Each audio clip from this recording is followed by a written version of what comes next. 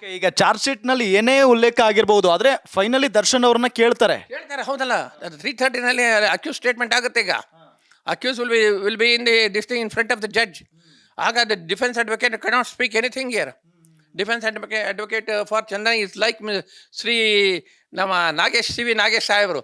ಅವರೆಲ್ಲ ನಮ್ಗೆ ಪೊಲೀಸ್ಗೆ ಅವರು ಭಾಳ ಹೆಲ್ಪ್ ಮಾಡ್ತಾರೆ ಸರ್. ಅವರು ಅವರು ಇನ್ನೂ ಒಂದೇನೋ ಹೇಳ್ತಾರೆ ಬೇಡ. ಹೀಗಿರುವಾಗ ಏನಾಗುತ್ತೆ ಅಂತ ಹೇಳಿದ್ರೆ, they will take an advantage.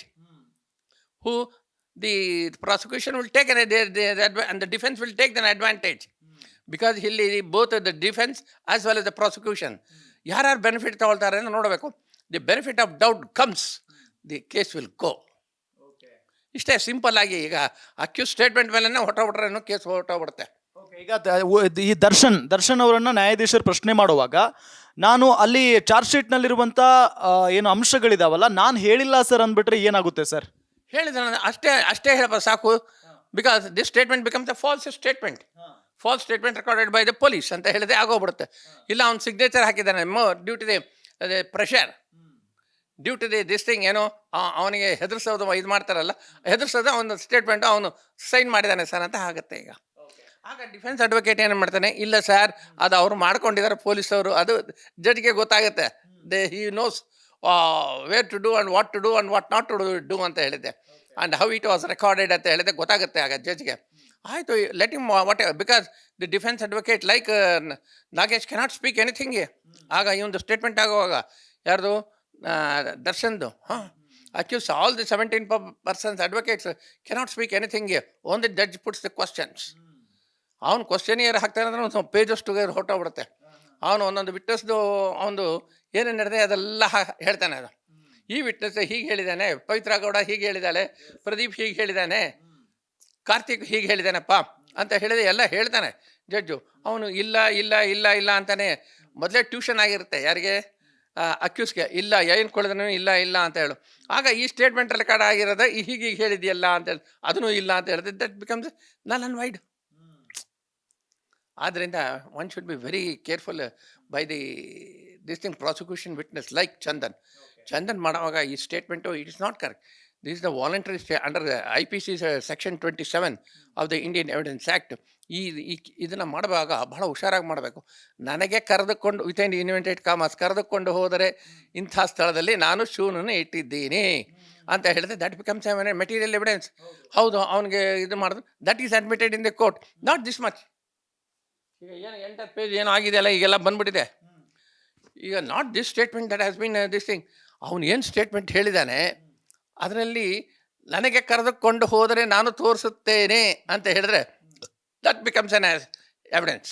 Court will take cognisance. ಅದನ್ನು ಮಾರ್ಕ್ ಮಾಡಿದೆ ಎಕ್ಸಿಬಿಟ್ ಮಾಡಿಬಿಡ್ತಾರೆ. ಅದನ್ನು ಎಕ್ಸಿಬಿಟ್ 1, 2, 3 ಅಂತ ಹೇಳಿದ್ರೆ D1, D2, D2, 3 ಹೀಗೆ ಮಾಡಿ ಹಾಕ್ಬಿಡ್ತಾರೆ. ಈಗ ಇದರಲ್ಲಿ ಸಿಂಪಲ್ ಆಗಿ ಏನಾಗಿದೆ ಅಂತ ಹೇಳಿದ್ರೆ ಎಲ್ಲ ಹೋಗ್ತಾ ಇದೆ ಸುಮ್ಮನೆ.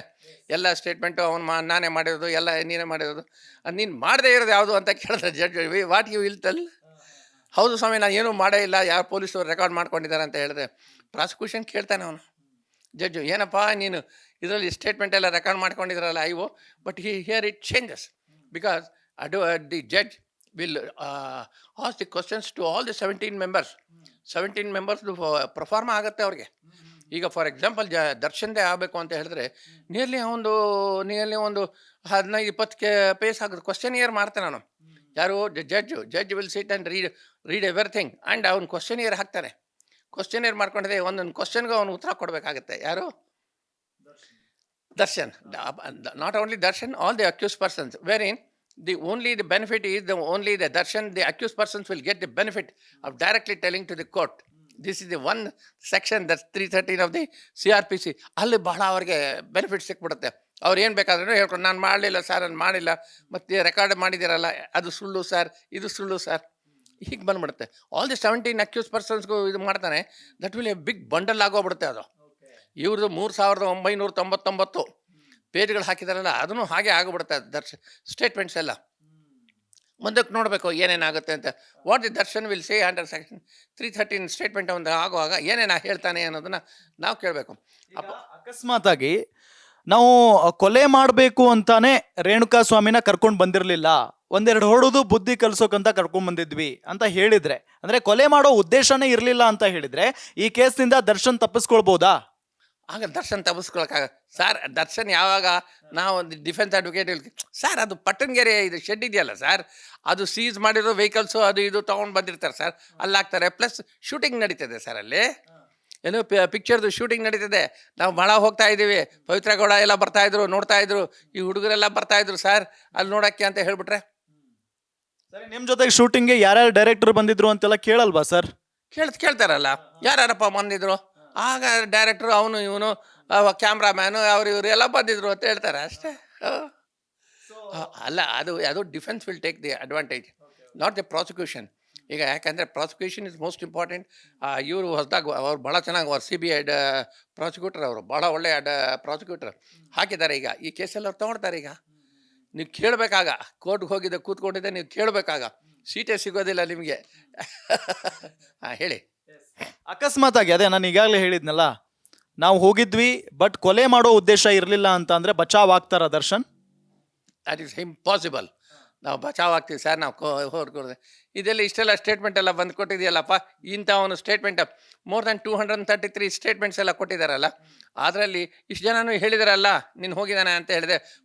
ಆಲ್ ಪ್ರಾಸಿಕ್ಯೂಷನ್ ವಿಟ್ನೆಸಸ್, ಇಂಥವನು ಹೀಗೆ ಹೇಳಿದ್ದಾನೆ, ನೀನು ಬಂದಿದ್ದೆ, including your girlfriend Pavithra Gowda has told. ಹೌದಾ?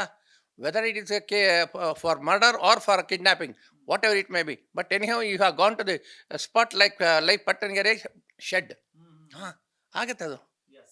ಸರ್, ಇನ್ನೊಂದು, ನಾನು ಒಬ್ರು ಲಾಯರ್ ಜೊತೆ ಮಾತನಾಡುವಂತ ಸಂದರ್ಭದಲ್ಲಿ ಅವ್ರು ಹೇಳ್ತಾ ಇದ್ರು, ಈ ಕುಡಿದ ನಶೆಯಲ್ಲಿ ಏನಾದ್ರೂ ಹೋಗಿ ಹೊಡೆದು ಬಿಟ್ರೆ ಅಥವಾ ಕೊಲೆ ಮಾಡಿದಾಗ ಎಲ್ಲೋ ಒಂದ್ ಕಡೆ ಅದು ಅಷ್ಟೊಂದು ಸ್ಟ್ರಾಂಗ್ ಆಗಿ ನಿಲ್ಲಲ್ಲ ಅಂತ ಹೇಳಿ, ಹೌದಾ? ನಿಜಾನ ಅದು? Nothing is an offense which is done under the influence of the alcohol ಅಂತ ಹೇಳಿದ್ದಾರೆ.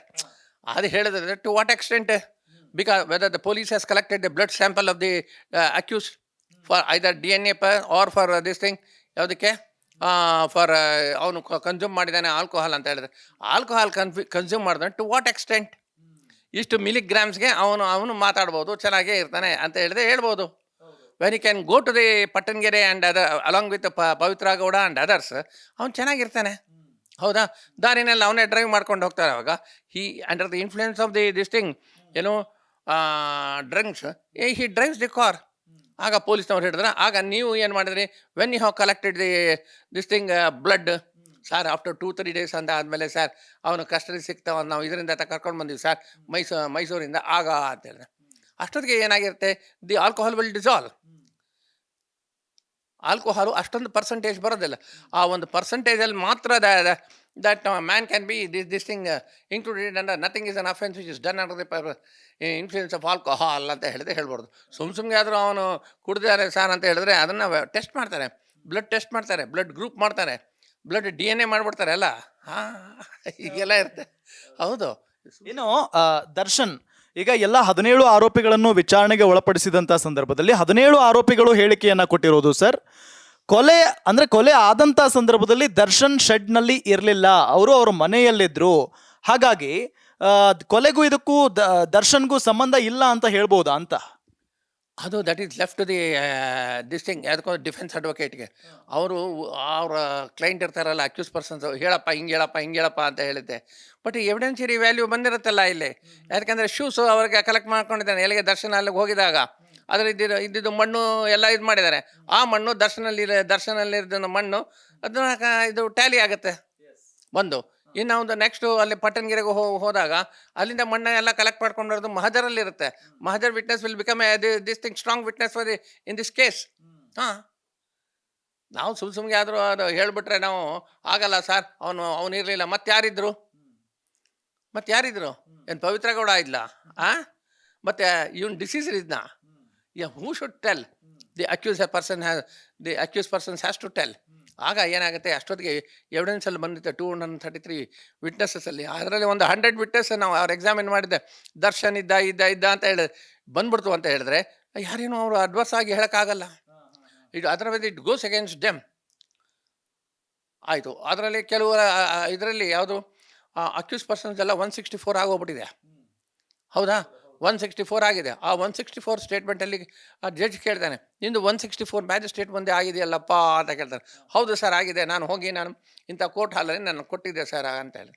Weather the procedures of the this thing recording the statement of the accused person under section 164 while in custody, ಇದು correct ಆಗಿದೆಯಾ, ನಿಮಗೆ ಕರೆಕ್ಟಾಗಿ ಮಾಡಿದ್ರಾ, ನಿನಗೆ ಕೇಳಿದ್ರೆ judge ಅಲ್ಲಿ ಮ್ಯಾಜಿಸ್ಟ್ರೇಟ್ ಎಲ್ಲ ಇರ್ತಾರಲ್ಲ, ಕೇಳಿದ್ರ ನೋಡಪ್ಪ ನೀನು ನಿನ್ನ ವಿರುದ್ಧವಾಗಿ ನೀನು ಕೊಡ್ತಾ ಇದೆಯಲ್ಲ, ನಾಳೆ ಈ ಸ್ಟೇಟ್ಮೆಂಟು ನಿನಗೆ ಏನೇನೋ ಒಂದು ಪ್ರಾಸಿಕ್ಯೂಷನ್ ಅವರು ನಿನ್ನ ಮೇಲೇ ಒಂದು ಕೇಸ್ ಮಾಡಿಬಿಟ್ರೆ ಹೇಗೆ ಅಂತೇಳಿ, ಇಲ್ಲ ಸರ್ ಪರವಾಗಿಲ್ಲ ದರ್ಶನ್ ಹೇಳಿದ್ದು ಅಂತ ಕೊಡ್ತಾರೆ ಒಂದು ಸ್ಟೇಟ್ಮೆಂಟ್. ಆಗ ಯಾರು ಆಗ ಜಡ್ಜ್ ಕೇಳ್ತಾನೆ, ನೋಡಪ್ಪ ನಿಜ ಹೇಳು, ಇಲ್ಲ ಅಂತ ಹೇಳಿದ್ರೆ ನಿನ್ನ ಮೇಲೇ ಕೇಸ್ ಆಗುತ್ತೆ.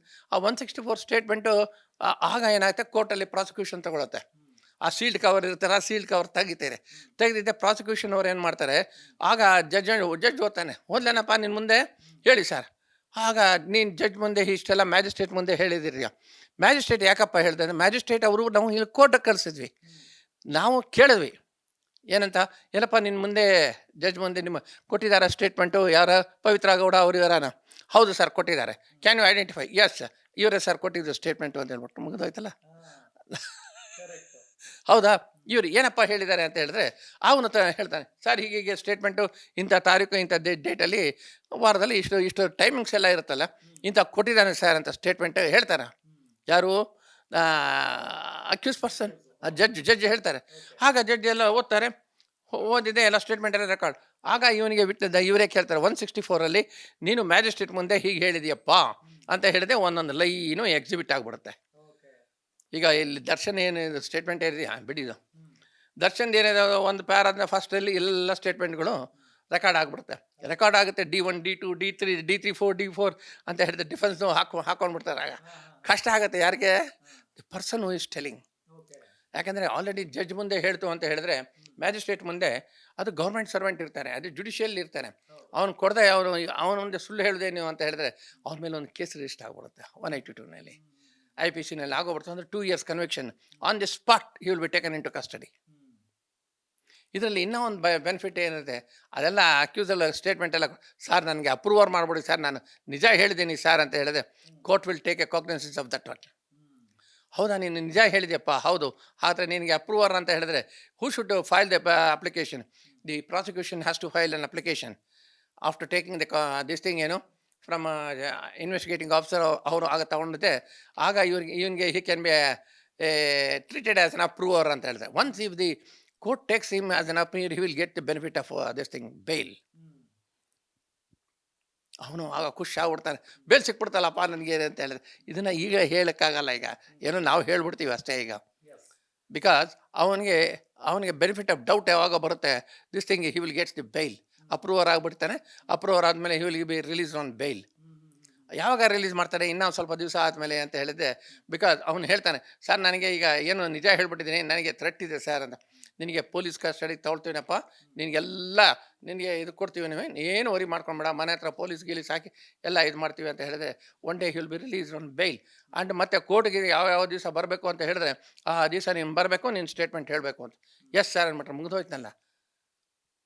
ಡೋ ನಾಟ್ ದರ್ಶನ್ ಅವ್ರ ಪವಿತ್ರ ಗೌಡ ಎನಿ ಅದರ ಅಕ್ಯೂಸ್ ಪರ್ಸನ್ಸ್ ಅವ್ರು ಸ್ಟೇಟ್ಮೆಂಟ್ ಕೊಟ್ಟು ನೀವು ಹೇಳಿದ್ರಲ್ಲ ಇಷ್ಟೆಲ್ಲ ಹೇಳಿದಾರ ಸರ್ ದರ್ಶನ್ ಮಾಡಿದಾನೆ ಅಂತ ಅವ್ರು ಹೇಳಿದೆ, ಹಿಂಗೆ ಅಪ್ರೂವರ್ ಆಗ್ಬಿಟ್ರೆ ಅವನು very stands, it goes against Darshan.